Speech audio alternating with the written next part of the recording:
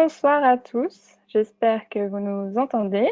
Nous sommes maintenant en direct et je suis ravie de voir que vous êtes assez nombreux à nous rejoindre ce soir pour cette soirée qui annonce déjà la fin du premier challenge organisé par NetGalley. Alors malgré l'annonce que vous voyez sous ma webcam, je suis Astrid Pourbet, la community manager de NetGalley France et je suis vraiment très heureuse de vous accueillir ce soir pour cette conférence en compagnie de mes invités, 4 intervenants qui sont membres de la communauté NetGalley et qui auront le loisir de se présenter très vite.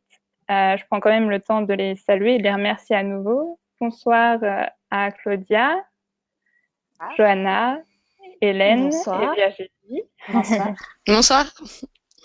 C'est promis, je vous laisse très vite la parole. Mais je voulais prendre quand même le temps de revenir un peu sur le mois qui vient de s'écouler. Parce que c'est un mois qui a été assez riche pour l'équipe NetGalley, mais aussi pour vous, les lecteurs, membres de la communauté, parce que vous avez pu relever les défis et le premier challenge lecture organisé par NetGalley. Et moi, j'ai vu avec enthousiasme vos partages de chroniques et avis de lecture, et aussi la manière dont vous avez relevé nos petits défis hebdomadaires. L'idée de ce challenge, c'était bien sûr de partager ensemble et d'avoir l'occasion d'échanger autour de notre passion pour les livres, de partager nos coups de cœur et puis de revenir un peu sur les bonnes pratiques sur NetGalley. Donc j'espère que chacun a pu mettre à jour son profil et pour profiter au maximum de nos outils. La bonne nouvelle pour nous, c'est que vous avez été plus de 500 à participer à cette première édition. Et je suis heureuse de vous dire ce soir que plus de 2000 chroniques ont déjà été partagées sur NetGalley. Donc je compte sur vous parce qu'il reste jusqu'à demain soir minuit pour partager vos chroniques, mais c'est déjà super. Bon, je pense qu'il est temps de revenir à ce qui nous rassemble ce soir. Individuellement, dans votre travail souvent quotidien de recommandation, vous accompagnez tous vos coups de cœur. Et ce soir, nous avons envie de revenir ensemble sur les bonnes pratiques et les bons leviers pour parler et porter vos lectures en ligne et sur les réseaux. Une petite information intéressante, vous pouvez poser vos questions dans la partie chat à droite de votre écran normalement. Un petit onglet questions, on sera ravis de les recevoir et on prendra le temps un peu en deuxième partie d'émission pour vous répondre. Donc après cette rapide introduction, je vais laisser un peu la parole à chacune de nos invités pour qu'elles aient le temps de se présenter. Peut-être, je ne sais pas, pour commencer, qui souhaite se lancer. Johanna, vas-y. J'y vais. Donc, bonsoir à tous. Je suis Johanna. Vous me connaissez peut-être en tant que blogueuse parce que je tiens Popcorn and Gibberish depuis bientôt 3 ans. Et aussi, depuis janvier 2018, je suis la chargée de communication pour Emixen Bookmark. Voilà, j'ai cette double casquette qui fait que je me tiens du côté des blogueurs et du côté éditeur où on a besoin de vos critiques en fait. Il faut dire ce qui est. Parce que nous, on est une maison d'édition indépendante. Ouais. Attends. Virginie, est-ce que tu as envie de couper ton micro une seconde parce qu'il y a un peu de bruit derrière et tu le rallumes quand tu prendras la parole. Johanna, vas-y, je te laisse. Et donc, non, il n'y a pas de souci. Et donc, du coup, pour nous, effectivement, pour MXM Bookmark et les maisons d'édition en général, vos retours sont hyper importants. Parce que en fait, nous, on est indépendants et c'est vrai que la presse, ils s'en foutent un peu. Et puis quand on voit aussi les superbes articles, notamment d'il y a 10 jours, où tout ce qui est littérature populaire, on nous descend. C'est vrai que d'avoir un soutien des blogueurs, des booktubeurs, de vous, tout simplement. C'est vrai que c'est super intéressant, c'est super motivant pour nous, et c'est vous qui nous aidez clairement à faire une bonne visibilité sur Internet, quoi. Donc voilà un petit peu mes casquettes. Merci. Hélène, à toi. Alors il faut que tu rallumes ton micro, ouais. Ouais, ça marche. Donc, Oui. j'ai un blog depuis 2011, donc le blog de Petit Elfe. Je suis plus connue sous le pseudo Hélène Petit Elfe sur Internet et j'ai ma chaîne Booktube depuis 2012 maintenant. Et je jongle sur les deux, même si dernièrement j'avais annoncé que je voulais arrêter ma chaîne parce que j'ai fait un peu une grosse remise en question par rapport à ça. Je tiens toujours mon blog. Je lis principalement des littératures de l'imaginaire, donc fantasy, science-fiction, fantastique et puis de la romance. Et voilà. Et puis je découvre donc que Johanna travaille chez NXM et j'aime beaucoup cette maison d'édition. Donc je tiens aussi à le dire parce que voilà, je la soutiens beaucoup. Merci. Super, merci. Claudia, nous t'écoutons. Moi, c'est Claudia. Je tiens le blog Mad Girl with a Book, où je parle série, mais aussi beaucoup de lecture. J'ai ouvert ma chaîne Booktube il y a quelques mois seulement, puis cet été, début septembre, je crois. Moi, ça me permet en fait de partager ma passion pour la lecture parce que personne autour de moi ne lit énormément. Donc, voilà, ça me permet d'échanger au maximum sur les réseaux sociaux, aussi bien sur le blog que sur YouTube. Voilà. Super. Et la dernière invitée de ce soir, Virginie, je te laisse rallumer ton micro. Ouais, impeccable. Normalement, c'est bon. Bonsoir à tous. Moi, c'est Virginie, mais plus connue sous le pseudo Au fil de l'imaginaire sur les réseaux sociaux. Après, moi, je tiens un blog depuis, si je me trompe pas, 2015, il me semble. Je suis plus... Ah bah voilà. Je suis toujours en ligne ou pas?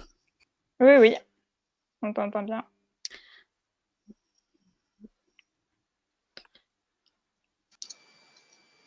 Virginie. Ah, c'est revenu. Oui, non, mon téléphone décide d'en faire un petit peu casse sa tête, donc ça va être compliqué. En tout cas, on t'entend bien. Voilà. Je tiens un blog depuis 2015, si je me trompe pas. Je l'ai fait surtout pour partager mes lectures. Je lis essentiellement de la littérature jeunesse et du young adulte. Je me suis un peu remis au polar ces derniers temps, donc voilà. J'ai une chaîne Booktube aussi, mais autant dire que je fais un petit peu des vidéos quand ça me chante. Donc je suis pas très active dessus, mais bon, ça passera peut-être avec le temps, je sais pas encore. Donc voilà. Super, merci. Bon, maintenant que vous avez pris le temps de vous présenter toutes, on va peut-être rentrer un peu dans le vif du sujet. Et je vais vous laisser la parole. Mais c'est vrai que vous avez toutes parlé de vos blogs, de vos réseaux, et vous êtes sur plein d'espaces en même temps. Il y a plein d'espaces où on peut parler de ces lectures. Je pense aux réseaux sociaux, aux plateformes communautaires, aux plateformes marchandes. Comment est-ce que vous avez fait votre choix et comment est-ce que vous avez réussi à voir un peu, à cibler où est-ce que vous pouvez retrouver vos lecteurs, des lecteurs intéressés par des lectures les mêmes que vous et comment est-ce que vous avez trouvé là où les plateformes où vous aimez être présente et vous avez envie d'être présente. Je sais pas qui a envie de commencer. Moi, je veux bien, si jamais, puisque c'est en lien avec la création de mon blog, justement. Alors, je ne sais plus comment je suis arrivée dessus, mais j'ai découvert Livre Addict à la base. Et en découvrant Livre Addict, j'ai découvert des sous-topics de sujets, et notamment plein de gens qui parlaient à l'époque de Beatlit et de fantasy. Et j'ai découvert qu'il y avait plein de personnes qui aimaient les mêmes genres que moi, chose qui était rare autour de moi. Alors, il y avait des personnes qui aimaient lire, mais plutôt du policier ou voilà. Et moi, c'est pas du tout ma came. Et du coup, quand je me suis rendu compte qu'il y avait plein de jeunes de mon âge à l'époque, j'étais super contente. Et puis, j'ai commencé, à acheter des livres et à avoir vraiment une très grosse envie, une très grosse soif de livres grâce à Livre Addict.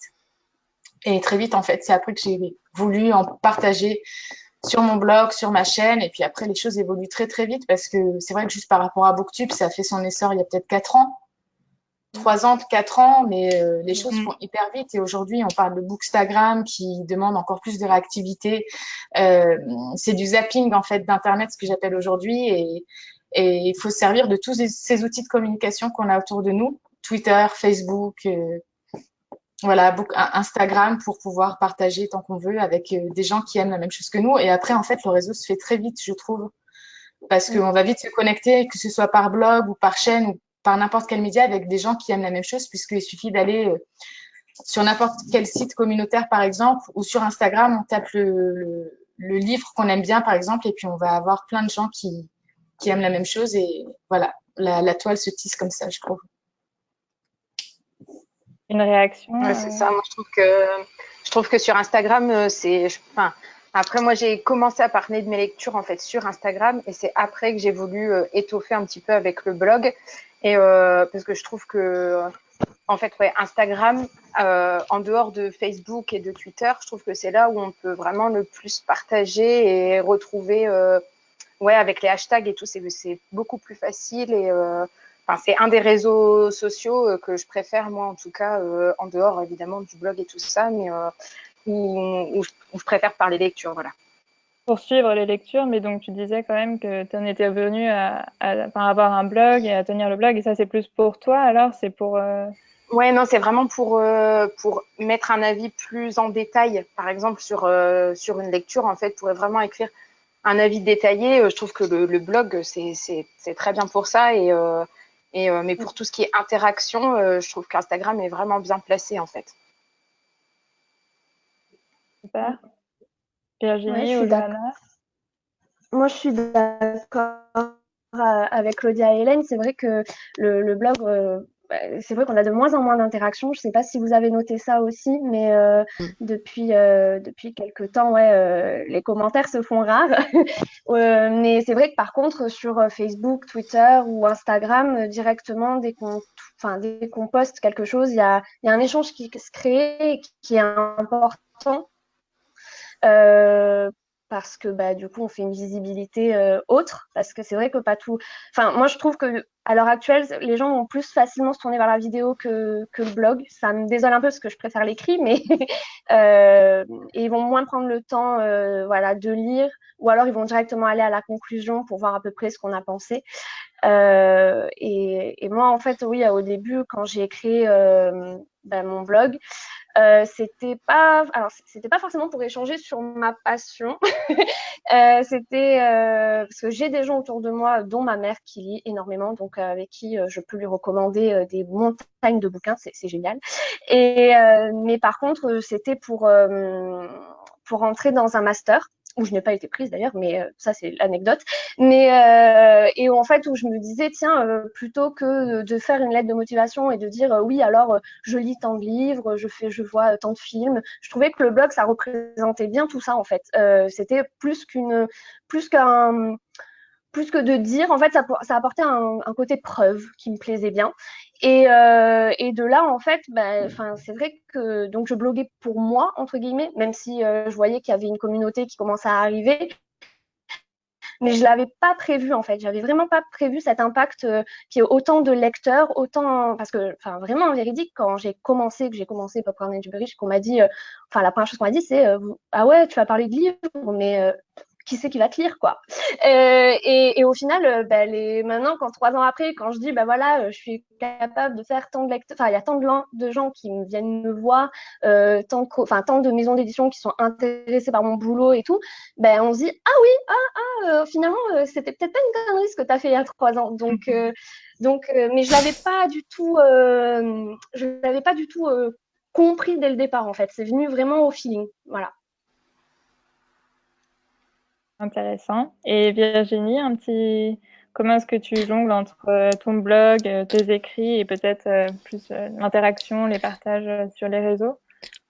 Bah c'est vrai que le blog, il n'y a pas vraiment d'échange et de partage dessus. Il y a des commentaires. Enfin, surtout quand c'est les rendez-vous hebdomadaires, comme c'est le lundi ou le TBTL de Betty. Mais hormis ça, il n'y a pas vraiment d'échange. Il n'y a pas vraiment d'échange. Après, c'est vrai que sur Instagram, il y en a beaucoup plus quand même. Mais sur Instagram, il faut prendre le temps de faire des photos. Et ça, je suis une quiche et j'en fais rarement. Donc c'est vrai qu'Instagram, c'est je suis en train de lire celui-là, faudrait peut-être que je le prenne en photo, ou ça passe complètement à la trappe. Je suis pas assez régulière en fait dessus.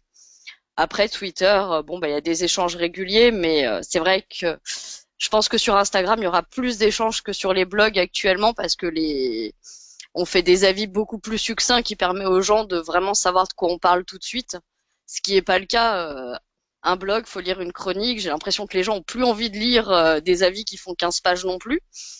Et après, je trouve que c'est plus difficile de les mettre à l'oral sur BookTube. Enfin, des avis, c'est dur d'en parler. Et puis en plus, faut en parler sans spoiler aussi. Donc faut vraiment faire le tri des infos. Donc c'est compliqué.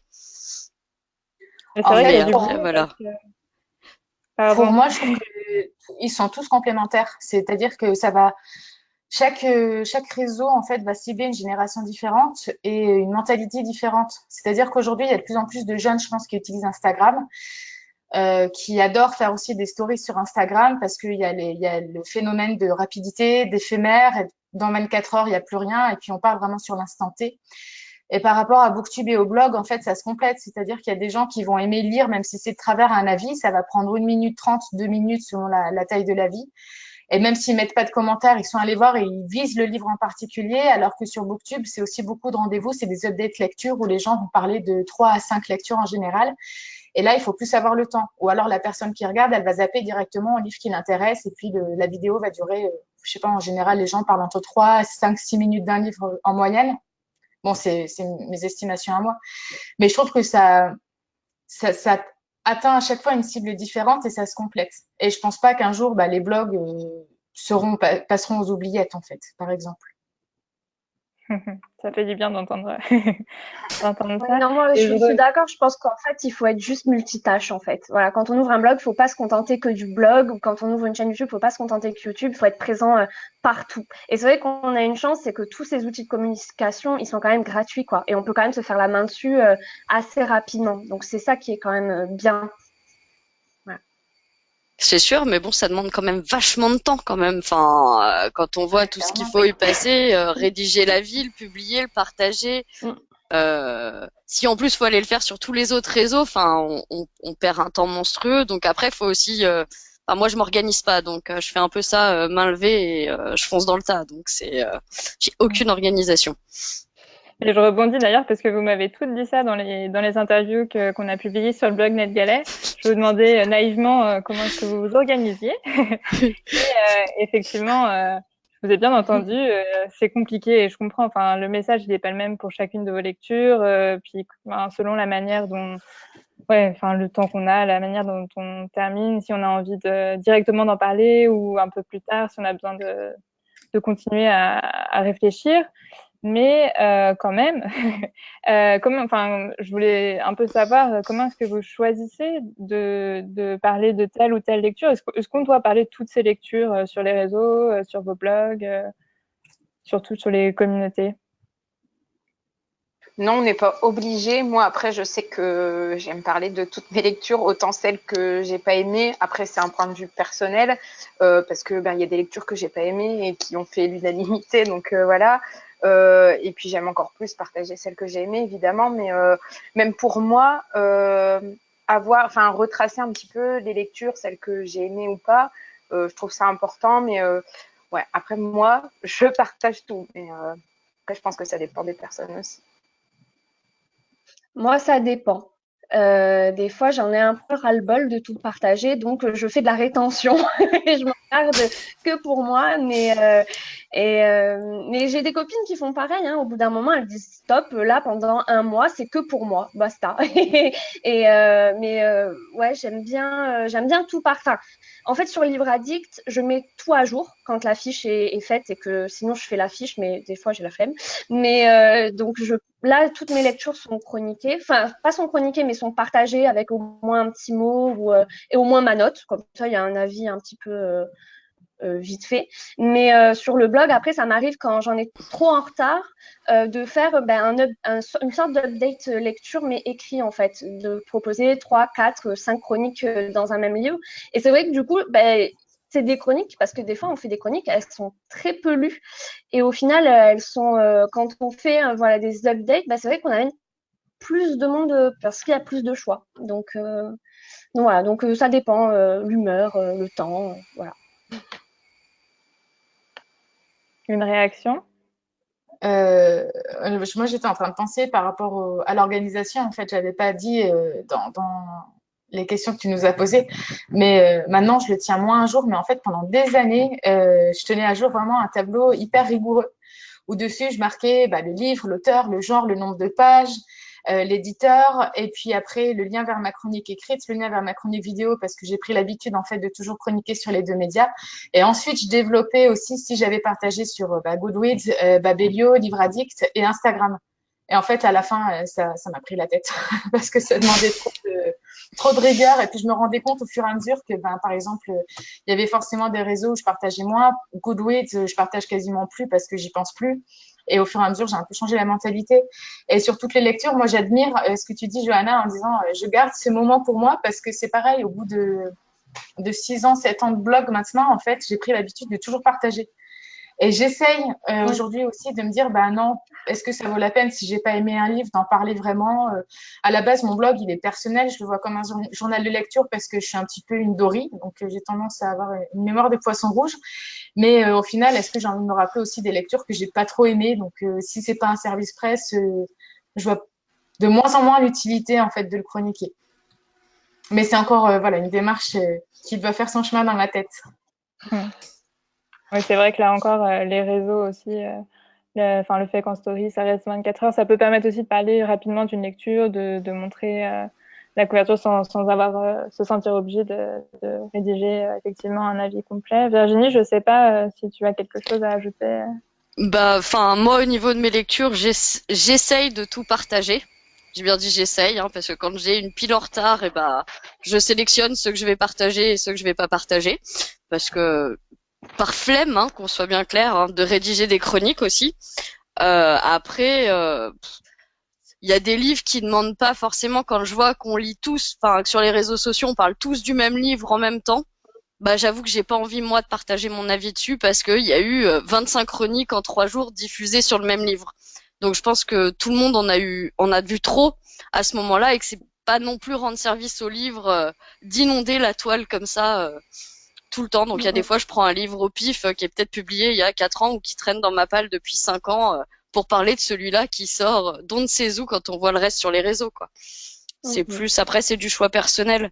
Mais c'est vrai que quand il y a des publications, quand on voit les grosses maisons d'édition qui font la promo de leur même livre pendant 3 semaines et qu'ensuite, pendant 3 semaines, il y a les chroniques de tous les blogueurs qu'on suit plus ou moins, on les voit toutes tomber, j'avoue qu'on sature un petit peu au bout d'un mois et demi d'avoir vu toujours les mêmes livres sur la toile, quoi.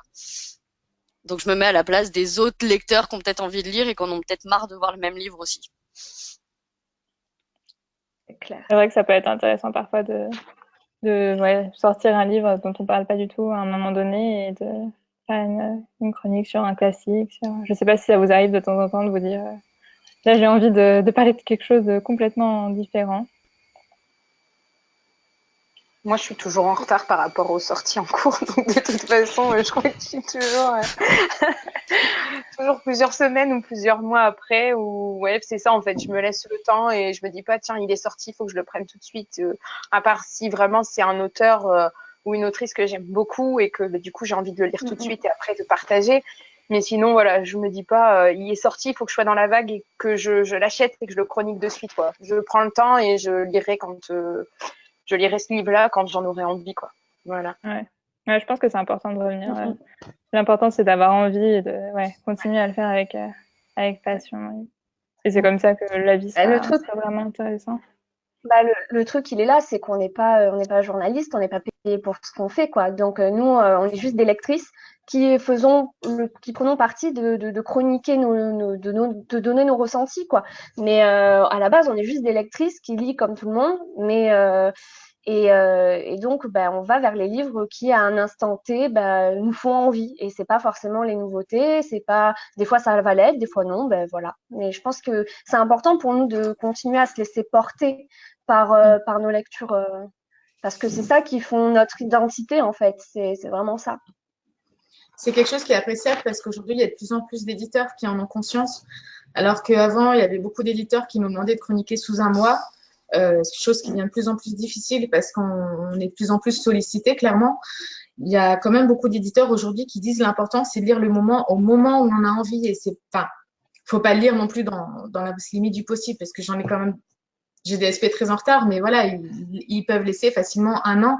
même si on sait qu'en soi, le livre, il a du succès les 3 premières semaines, quoi. Mais ils sont pas à nous mettre la pression parce que justement, ils ont conscience qu'on n'est pas des professionnels et que voilà, on n'est pas payé pour ça, quoi. Même s'ils nous offrent gracieusement le livre. C'est vrai que c'est important. Et c'est l'une des forces de Netgalley de pouvoir choisir un peu les SP aussi, de pouvoir choisir ce que vous pourrez lire. Je continue sur un peu ce sujet parce que c'est vrai que vous avez toutes parlé des plaisirs, des joies, des partages que vous permettent d'être présente dans la blogosphère, sur les réseaux. C'est vrai que les échanges, ça permet de profiter encore de l'ambiance d'un livre, d'échanger son point de vue avec d'autres lecteurs. Mais il y a aussi peut-être quelques contraintes qui peut être intéressant.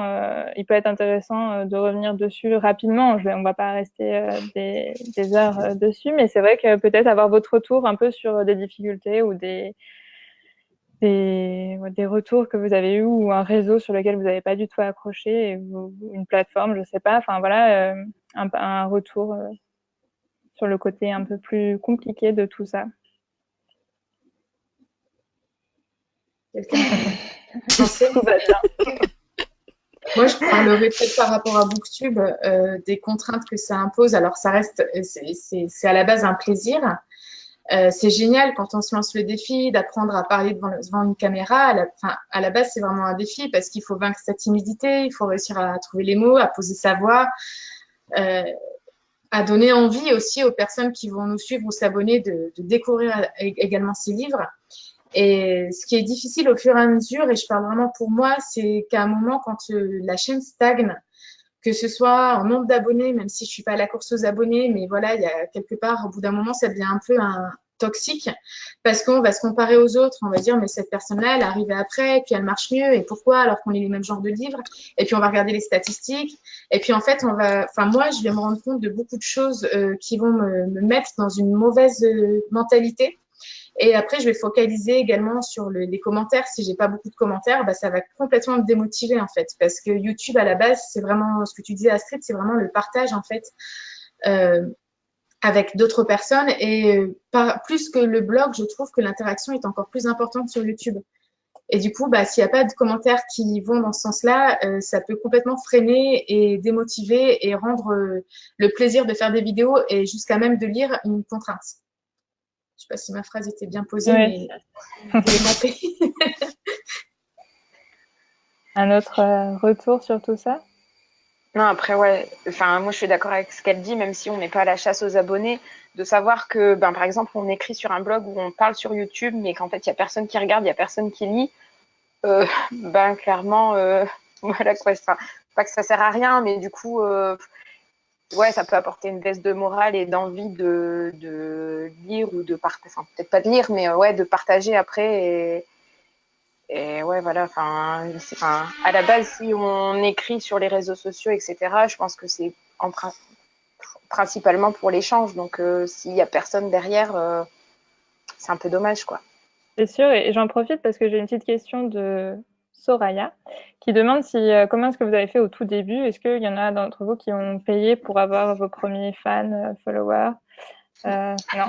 Bon. Non. C'est un nom commun. Donc voilà, je pense qu'effectivement, l'important c'est de regarder un peu ce que font les autres et de suivre. Il y a des hashtags quand même qui sont intéressants et qui permettent aux autres de vous retrouver sur les réseaux, de continuer de commencer à vous suivre. Et puis si votre travail est bon, si les lectures intéressent les autres, je pense qu'à un moment ça part un peu tout seul. Après, on me disait bien, pas de course aux abonnés, chacun a vraiment une place à trouver. En fait, je pense aussi que là où ça peut être compliqué, c'est les personnes qui veulent absolument lire et chroniquer et présenter les nouveautés et qui se mettent aussi dans ce cercle, en fait, où il faut absolument lire du nouveau, du nouveau, du nouveau. Et là aussi, je trouve qu'il peut y avoir un risque pour n'importe qui, en fait, de justement ne plus avoir le plaisir de lire parce que ces personnes peuvent tomber dans une mécanique de lecture et vraiment perdre l'envie de base, en fait, ne serait-ce que d'aller voir dans sa bibliothèque. Et comme on disait tout à l'heure, bah, tant pis si ce livre, il a 5 ans, je le lis, ça me fait plaisir et je suis pas obligée de lire un livre qui a moins de 3 mois. Et ça, il peut y avoir peut-être des gens, je pense, qui s'enferment, en fait, dans ce processus de nouveauté. pour justement continuer à interagir avec leurs followers et puis à intégrer de plus en plus de personnes sur leur chaîne, sur leur blog ou sur leur réseau.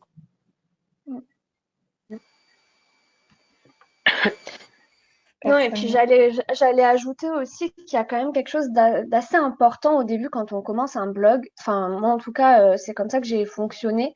C'est que en fait, enfin, on veut de l'échange, mais en même temps, il faut aller chercher l'échange parce que nous, on n'est pas connus à la base. Donc, si on va pas voir les autres et on va sans copier, hein, mais juste aller le voir, leur dire, hey, salut, j'aime bien cet article, machin, et commencer une mécanique d'échange.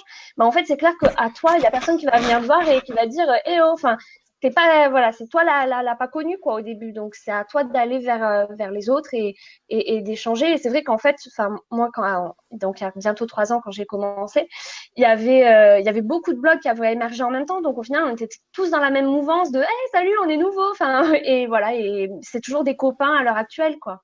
C'est vraiment par phase. Enfin, voilà. Donc, l'échange amène l'échange. Voilà. C'est ça. Et en tout cas, je lis pas mal de messages. Je jette un coup d'œil sur les réseaux et les gens sont plutôt d'accord avec vous. Donc, c'est plutôt rassurant. Super. Un autre thème qui va peut-être intéresser un peu nos auditeurs. Après, je vois qu'il y a quelques questions, donc on prendra le temps d'y répondre. Mais je voulais un peu revenir à la relation que vous avez avec les maisons d'édition ou les auteurs même, parce que c'est vrai que les réseaux, c'est aussi des espaces où les maisons d'édition, les auteurs sont présents. Donc, je voulais un peu avoir vos retours, mais on peut peut-être commencer. Johanna, tu vas peut-être mettre ta casquette de membre de l'équipe MXM Bookmark pour nous dire un peu comment est-ce que vous utilisez les avis, si vous voulez, enfin, voilà, comment. Alors nous, ce qu'on fait pour MXM Bookmark, c'est que Blandine s'occupe de NetGalley. Donc elle rapatrie tous les avis et elle nous fait d'ailleurs un retour tous les mois sur tel titre qui a marché, pourquoi, qu'est-ce qui a plu, enfin voilà.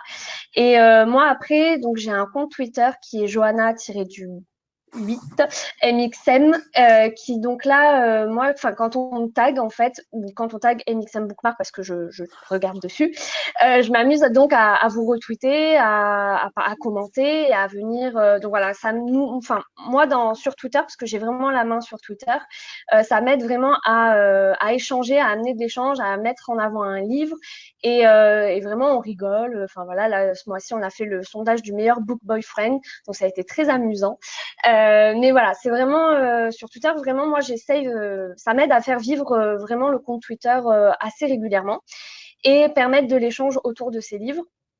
Après, on a Pauline qui est notre community manager Facebook, qui elle, quelques fois par mois, elle va reprendre pareil les chroniques et les partager pour faire une remise en avant. Donc ça nous sert vraiment en fait enfin comme je le disais en début de conférence, au début, enfin la presse on en a quasiment pas.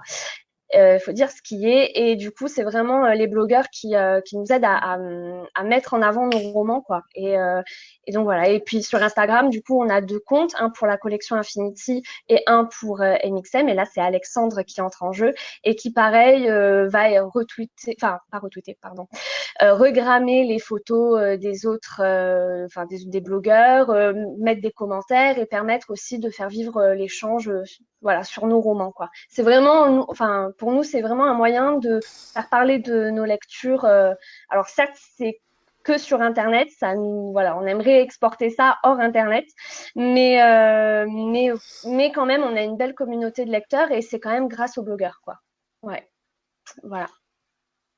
Super. Comment est-ce que vous vivez un peu les échanges avec éditeurs et auteurs, les autres? Mais Johanna, tu peux aussi parler de de ta vision en tant que blogueuse. Ça peut être intéressant.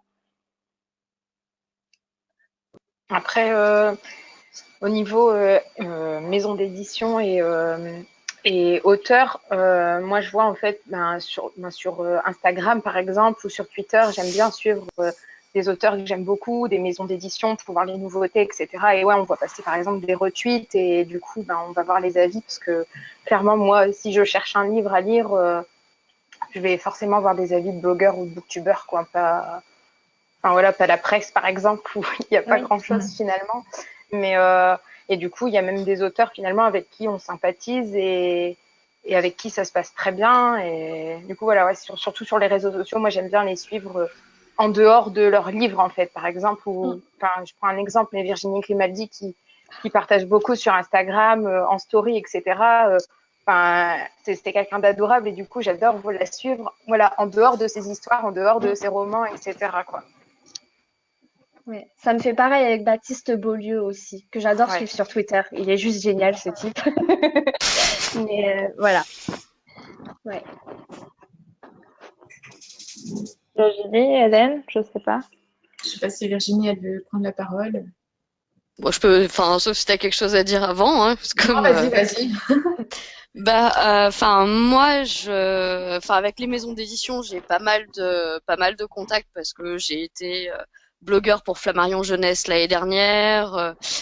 Et puis, j'ai décidé de faire un peu de tri, en fait, cette année et de faire plutôt des chroniques que j'ai envie sur des livres que j'ai envie de lire. Donc, j'ai plus de partenariat fixe, en fait. Je prends vraiment, je demande aux maisons d'édition les livres que j'ai envie de lire. Donc, en général, c'est chez Mazarine, Fayard et chez Tornada. Donc voilà, c'est 2 maisons d'édition où je fais vraiment à la demande. Mais voilà, au moins je suis pas forcée de lire un livre que j'ai pas envie. J'ai pas de délai, c'est-à-dire que je peux demander un livre et le lire 1 an plus tard. J'ai aucune pression, c'est vraiment comme je le sens. Donc j'ai un très bon échange avec ces maisons d'édition. Puis après, avec les auteurs, il y a des auteurs, ceux qu'on voit surtout dans les salons de l'imaginaire, comme Agnès Marot, Cindy Van Wilder. Forcément, c'est des gens qu'on finit par apprécier sur les réseaux sociaux, qu'on rencontre en vrai, donc on a des vraies relations avec, et c'est super sympa. Après, moi, j'ai un chouchou d'auteur, mais dans le polar, c'est Olivier Norek, et voilà, c'est le chouchou, j'en parle de partout en général, c'est chouchou. Donc, voilà, que j'ai pu rencontrer à diverses... surtout au cas du polar et puis en autre journée de dédicace, et c'est quelqu'un qui est aussi simple sur le net qu'il va l'être dans la vie. Donc c'est vrai que c'est sympa de discuter avec des gens comme ça qui changent pas en fait de personnalité parce qu'ils sont auteurs et qu'on n'est que lecteurs. C'est vraiment des gens qui savent qu'ils ont besoin de nous entre guillemets pour se faire connaître et faire connaître leurs romans, et je trouve ça super appréciable. Oui, je te rejoins sur pas mal de points du coup, Virginie, et je suis tout à fait d'accord. Et moi aussi, maintenant, j'ai des relations différentes avec les éditeurs parce qu'on s'est connus, on s'est rencontrés dans les salons. Moi, c'est notamment aux Imaginales. Et du coup, c'est vraiment des relations beaucoup plus sereines et amicales. Et c'est super agréable parce qu'on se met moins la pression. Et au niveau des auteurs, souvent, c'est pareil, à force de se voir, on devient pote. Enfin, pote. C'est un grand mot encore, mais c'est vrai qu'on prend plaisir à se retrouver dans les salons, à essayer d'avoir un petit moment pour essayer de boire un verre, ou alors on se fait des petits messages en privé. Et puis il y a quelques auteurs maintenant qui me font complètement confiance et qui vont, comme Nadia Coste par exemple, m'envoyer automatiquement toutes ces sorties littéraires en fait. Nadia Coste et Stéphane Soutoul qui fait ça également. Et pardon, j'ai perdu mon casque. Et du coup, ça devient vraiment convivial. Et en fait, je trouve que le lien lecteur-auteur qui peut nous impressionner au début s'efface petit à petit, en fait. Et on devient vraiment humain envers humain. Et ça développe énormément de choses. C'est vraiment génial, en fait. Super.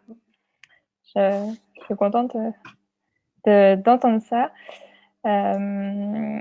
Je ne sais pas si quelqu'un veut ajouter quelque chose sur cette question. Non, ça vous paraît... alors, je vais regarder un peu les questions de nos auditeurs. Il y avait une question de Chloé qui demandait si vous avez l'impression sur Instagram, il y a beaucoup d'échanges. Est-ce que ça incite les gens à aller voir des retours sur vos blogs, des chroniques un peu plus détaillées? Est-ce que vous arrivez à voir un peu si Instagram permet de relayer un peu de trafic sur vos blogs?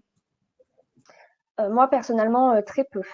Très, très, très peu, parce qu'en fait, il y a un système, enfin, je sais plus si c'est encore le cas, mais où les liens, on pouvait pas cliquer sur les liens. On pouvait mettre des liens, mais ça restait en noir au lieu de se mettre en... Et du coup, les gens, ils étaient obligés d'ouvrir une page internet et de faire la recherche et blablabla. Et donc, du coup, très, très peu au final, voire pas du tout. Pour moi. Après, je sais pas les filles. On va trouver de solutions pour... Ouais, non, enfin, je te dirais, je n'ai pas cherché non plus. Donc, voilà. Oui, non, en fait, il n'y a pas de possibilité de mettre de lien directement, par exemple, sur une photo Instagram. Dans le descriptif de la photo, il n'y a pas possibilité de mettre de lien cliquable. Et du coup, moi, la seule alternative que j'ai trouvée, c'est de modifier mon profil. Donc, en fait, dans le profil Instagram, on peut indiquer le lien de notre blog ou, enfin, peu importe, n'importe quel lien. Et donc, du coup, de modifier à chaque fois que je poste un nouvel article. Mais clairement, s'il y a une chronique tous les jours, c'est un peu pénible d'aller changer à chaque fois. Mais du coup, de faire comme ça, ouais, ça amène un peu de trafic. Pas énormément, mais ça en amène plus que rien, quoi. Moi, je pense pas que ça me fasse quoi que ce soit en fait au niveau du trafic sur mon blog ou enfin en tout cas, j'ai jamais regardé, je me suis jamais intéressée à ça en fait. Parce que Instagram, si je mets des photos, enfin depuis le début de l'année en fait, j'essaie de faire une mini chronique sous ma photo et du coup, ça suffit en soi en fait. Donc Ouais, voilà. les gens lisent la mini chronique, mais prennent peut-être pas le temps. Ouais. Effectivement. Et j'avais une question un peu plus globale de Adeline qui nous demandait comment est-ce que vous arrivez à rendre visibles vos chroniques. Donc on en a un peu parlé, mais c'est vrai que si vous pensez à un petit, voilà, relayer cette fois les liens vers les chroniques sur vos blogs, comment est-ce que Bah, je pense qu'il vous faut avez il faut pas hésiter à taguer l'éditeur et l'auteur déjà sur tous les réseaux sociaux parce que d'eux-mêmes derrière, ils vont, comme tu disais avec MXM, vous allez relayer automatiquement le tweet, l'Instagram, le Facebook.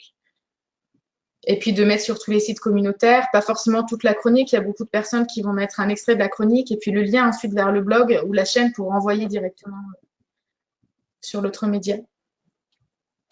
Ouais, en fait, il faut prendre l'habitude de pouvoir, de partager du coup sur les différents réseaux sociaux les chroniques qu'on vient de mettre en ligne, donc ouais, sur Twitter ou Facebook, et du coup, ouais, comme disait Hélène, du coup de taguer la maison d'édition ou l'auteur, ou du coup ça permet des fois de repartager, ils repartagent parfois, donc du coup voilà. Et Chantal demande si vous utilisez Babelio et est-ce que vous prenez le temps de partager vos chroniques Moi, oui. Et alors, est-ce Moi, que tu oui. relais Alors, je relais effectivement sur Babelio avec en dessous la. Alors, moi, je fais pas des extraits de chronique sur Babelio, je mets vraiment toute ma chronique avec quand même le lien. Et ça marche très bien d'ailleurs pour relayer sur le blog. J'ai très souvent des liens Babelio et Livre Addict aussi marche super bien là-dessus. Mais voilà, je sais pas. C'était quoi la suite de la question? Non, c'est bien. Je me suis perdue. Les autres, je sais pas. Est-ce que vous arrivez à jongler un peu entre Moi Babelio personnellement, je partage quasiment nulle part. Je suis une flemmarde de base, hein, qu'on se le dise vraiment. Donc, soit j'y pense et j'ouvre tous les réseaux en même temps, que ce soit Babelio, Livradic, etc. Et je sors 10 chroniques et je publie tout en même temps. Soit, là, je dois avoir à peu près 6 mois, 7, 8, 9, 10 mois de retard de publication. En gros, c'est à peu près ça. Donc, non. En général, je préfère faire mes articles bilan dans lesquels je remets toutes mes chroniques, en fait, les liens. Et là, je vais partager sur les groupes de lecture de Facebook, en fait. Au moins, ils ont tout au même endroit, ils ont les couvertures de livres, les liens. Et là, en général, ouais, ça va générer du trafic. Mais c'est voilà. intéressant ça. Hélène, un petit mot, je sais pas si. Tu peux répéter la question du coup parce que j'étais interrompue. Est-ce que tu es sur Babelio, Livre Addict, enfin alors tu t'en as parlé un peu au début, est-ce que tu arrives toujours à partager tes chroniques aussi sur ces plateformes-là? Est-ce que tu travailles un peu les liens vers ces plateformes-là? Comment est-ce que tu gères ta Oui. présence? Oui, effectivement. D'ailleurs, en fait, je rebondirai par rapport à Goodreads tout à l'heure. Mais oui, en général, en fait, une fois que j'ai chroniqué mon avis, souvent c'est dans la foulée ou le lendemain, en fait, je vais automatiquement partager sur Livre Addict et Babelio. Et du coup, j'étais en train de penser aussi que maintenant, enfin, NetGalley, vous nous avez aussi donné la possibilité d'élargir le partage sur les réseaux et que ça se transfère automatiquement sur Goodreads. On peut connecter son compte. Ouais. C'est pratique aussi quand ça se fait en direct, c'est bien, ça évite de faire plein de manipulations. Effectivement. Ah, j'ai pas vu ça, moi. Faudra peut-être que Je remettrai un petit lien, relier tout ça. Ouais. J'ai réussi effectivement, on avec peut connecter. Twitter, mais j'ai réussi, mais c'est vrai que Facebook, ça sert à rien parce que mon compte personnel ne sert strictement pas à ça. Donc, j'ai des lecteurs dessus, mais la plupart, c'est du réseau de protection animale. Donc, autant dire que les livres, ça leur passe un petit peu au-dessus de la tête.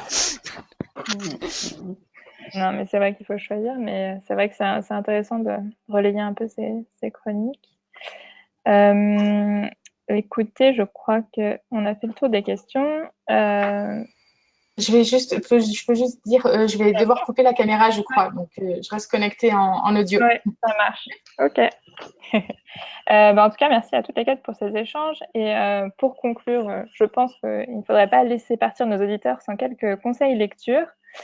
Je vous propose chacune de revenir un peu sur un titre que vous aimeriez partager avec nos auditeurs qui sont toujours présents et voilà. Donc, je ne sais pas qui souhaite commencer une lecture que vous auriez peut-être découvert sur NetGalère un peu récemment, que vous voudriez partager. Claudia, je vais commencer. Claudia. Oh non, vas-y. Pardon. Mais je vais remettre ma petite casquette MXM Bookmark juste pour dire que on a mis en début de semaine un titre que j'ai adoré et qui est une ressortie. Donc ça s'appelle L'Album. C'est de Ashley Poulot. Donc on l'a mis en accès libre sur NetGalley jusqu'à la fin du mois, il me semble. Et c'est une lecture feel good. Mais en fait, on est sur une tranche de vie avec deux amies, deux cousines qui sont meilleures amies, qui s'appellent Nathalie et j'ai perdu son nom, génial, et qui est vraiment un roman. Oui, mais je vais pas chercher là, mais je vous reviendrai dessus. Mais donc du coup voilà, c'est deux meilleures amies qui partent à l'université et qui se disent dans X temps, on se retrouvera à New York, on mènera nos vies qu'on a rêvé, et puis on se retrouve quelques années après, et puis c'est pas forcément le cas. Et elles vont faire des rencontres amoureuses qui vont les amener à revoir leur et c'est vraiment, on passe vraiment par tous ces états, on rigole, on pleure, c'est vraiment, il y a un passage qui est vraiment un crève-cœur. Et voilà, et avec Blandine, on l'a vraiment adoré, et c'est là-dessus qu'on axe notre communication tout ce mois-ci. Donc, lisez Album et dites-nous si c'est vraiment de la patate. Voilà. Et donc, il est en accès libre, hein, tu disais. Donc, tout le monde peut en accès libre, tout le mois. Super. Exactement. Il suffit d'être inscrite sur NetGalley. Voilà, c'est tout. Bon, Claudia, à toi. Moi, du coup, pendant le challenge, j'ai pas fait non plus une tonne de lecture, mais j'ai adoré Avec Bessie et des Peut-être de Karen Ponte, qui est une autrice que j'adore, que je suis depuis très longtemps. Et du coup, voilà, c'était une petite pépite que j'ai adoré. Et dans la sélection du challenge, j'ai adoré Allo Major Tom de David M. Barnett. Je ne savais pas trop à quoi m'attendre. Le résumé m'avait fait envie. Et du coup, de voir tous ces personnages un peu brisés et perdus, en fait, autant les ados que les personnes âgées, etc.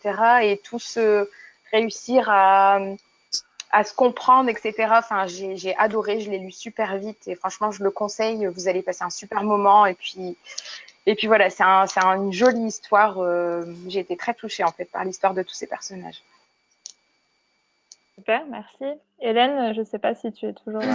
Oui, je suis toujours là. Moi, c'est un livre qui est plutôt sorti au printemps. C'était Qu'est-ce qui fait pleurer les crocodiles de Lucie Castel. C'est une histoire qui se passe en Écosse et en fait, on va suivre Sophia qui, à la base, travaille dans une galerie d'art à Monaco, qui part dans un petit village d'Écosse pour se ressourcer suite à quelque chose qu'elle a vécu, donc qu'on découvre au fil de la lecture.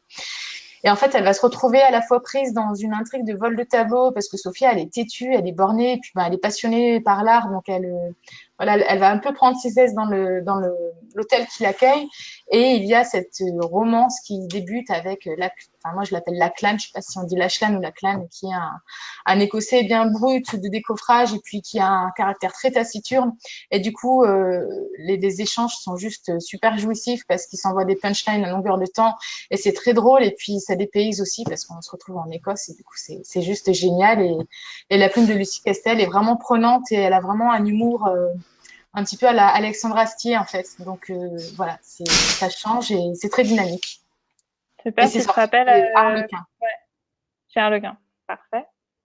Merci. Et Virginie, est-ce que tu as un titre dont tu voudrais nous parler? Alors, moi, pendant le challenge, j'ai enfin lu un livre d'Olivier Gay, le genre de livre que je me dis tout le temps, faut que je lise cet auteur, et puis je passe devant le livre et jamais je l'achète et jamais je le lis. Donc là, je me suis dit que c'était l'occasion. Bon, bien sûr, je me suis retrouvée devant une saga, c'était le tome 1, maintenant il me faut le tome 2 et j'ai découvert qu'il y avait 5 tomes, donc voilà de quoi énerver la lectrice qui aime bien avoir des sagas entières sous la main pour les lire. Et en fait, c'est une saga vraiment, enfin de la fantasy jeunesse. Et j'ai trouvé que c'était vraiment bien écrit. Il y a deux personnages principaux. Il y a deux personnages principaux et c'est vrai que on voit les points de vue des deux tout au long et j'ai trouvé ça vraiment bien fait. C'est pas juste un premier tome de présentation comme on pourrait le penser. On est déjà au cœur de l'action à la 3e page. Donc voilà, c'est une lecture que je recommanderais vraiment à tous les jeunes lecteurs, on va dire entre 12 et 15 ans. Puis après, les plus grands qui aiment la fantasy, tout ça, faut se lancer parce que ça vaut vraiment le détour. Maintenant, faut que j'aille acheter le tome 2 parce qu'il n'est pas sur NetGalley. Il y a tous les autres tomes, je pense que tu peux trouver d'ailleurs. Hein, avec Ouais, les mais ils sont en train de les qui sont moins jolies. Ouais, voilà, je veux pas les anciennes, je veux les nouvelles, moi, maintenant. Ah ouais, je comprends. Donc, je trouverai. Virginie, il y a Hélène qui te demande si tu peux redonner le nom de Le noir ce est ma couleur. C'est Ouais, le noir j'ai est ma oublié. couleur, le tome 1, ça doit être le Paris. Ouais, c'est le Paris, le Et tome 1. Claudia, il y a Chantal qui nous dit qu'elle avait beaucoup aimé Major Tom aussi. Donc, je vérifie les questions. Non, tout le monde a l'air d'avoir eu des réponses à ces questions.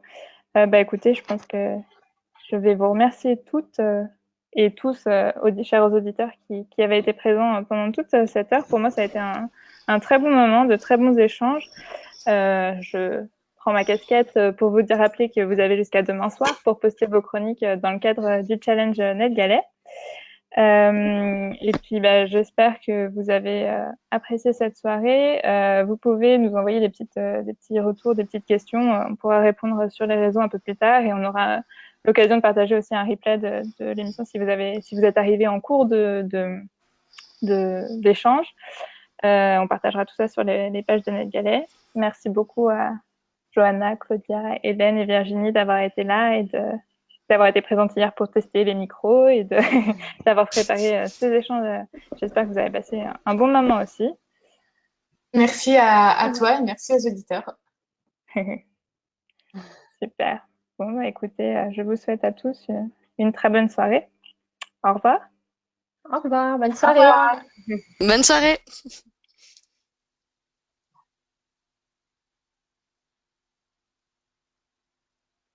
On arrête d'un coup comme ça ou on discute après? Ou tout le monde est parti? On arrête d'un coup.